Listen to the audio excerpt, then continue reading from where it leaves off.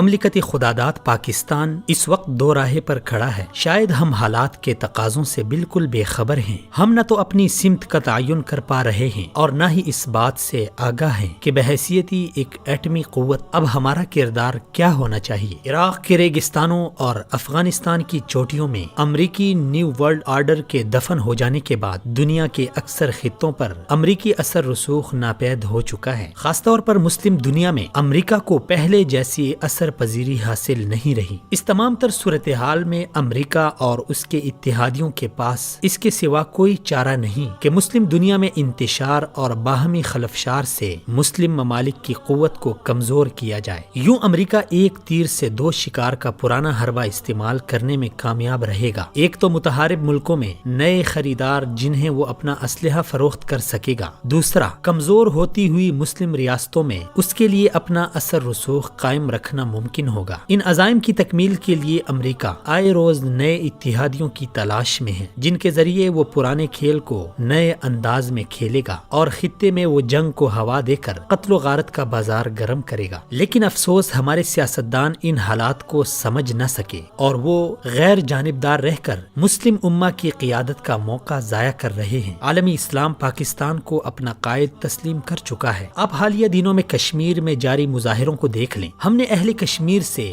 گزشتہ کئی دہائیوں میں کتنی زیادتیاں کی ہیں، کتنی مرتبہ ہم نے ان کی مدد سے ہاتھ کھینچا ہے۔ لائن آف کنٹرول پر ہندوستان کو باڑ لگانے کی اجازت دے کر کشمیریوں کی زندگی کو اجیرن کیا، مگر اس سب کے باوجود آج کشمیری جب سری نگر کی سڑکوں پر نکلتے ہیں تو وہ ایک ہی بات مختلف انداز میں کہہ رہے ہوتے ہیں، جس کا مطلب صرف اور صرف ایک ہے کہ کشمیر بنے گا پاکستان۔ فلسطینی مسلمانوں کو دیکھ لیں تو فلسطینی مسلمان مسجد اقصی کے ارد گرد جب بھی جمع ہوتے ہیں تو پاکستان کو یاد کرتے ہیں، پاک فوج کو اپنی مدد کے لیے بلاتے ہیں، دعائیاں دیتے ہیں۔ اسی طرح باقی مسلم دنیا بھی پاکستان کو اسی طرح دیکھ رہی ہے۔ وہ پاکستان کے ایٹم بم اور میزائل ٹیکنالوجی کو صرف پاکستان کی ملکیت نہیں سمجھتے بلکہ وہ اسے پوری مسلم دنیا کی حفاظت کا ذمہ دار گردانتے ہیں۔ وہ امید کرتے ہیں کہ مشکل میں پاکستان ان کی مدد کرے گا، لیکن ہمارا طرز عمل اس وقت اس سے مختلف ہے۔ ہم دنیا میں تنہا جینے کے راستے پر گامزن ہیں اور سمجھتے ہیں اس طریقے سے دنیا ہم سے راضی ہو جائے گی۔ یہ ایک لا حاصل مشق ہے جس کا نتیجہ آخر میں بالکل صفر ہوگا۔ اس لیے ہمیں آج مسلم دنیا کے ہاتھوں کو مضبوط کرنا چاہیے۔ اگر مسلمان ممالک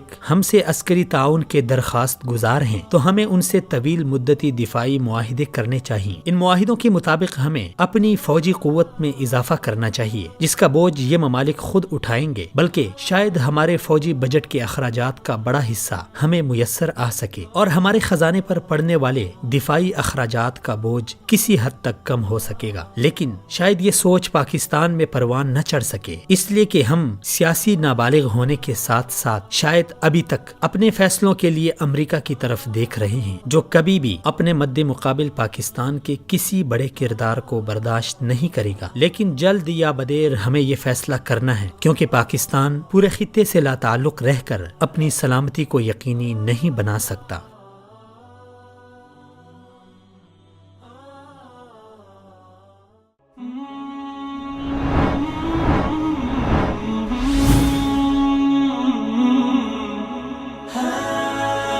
دنیائے اردو کا درخشاں ستارہ وصال اردو۔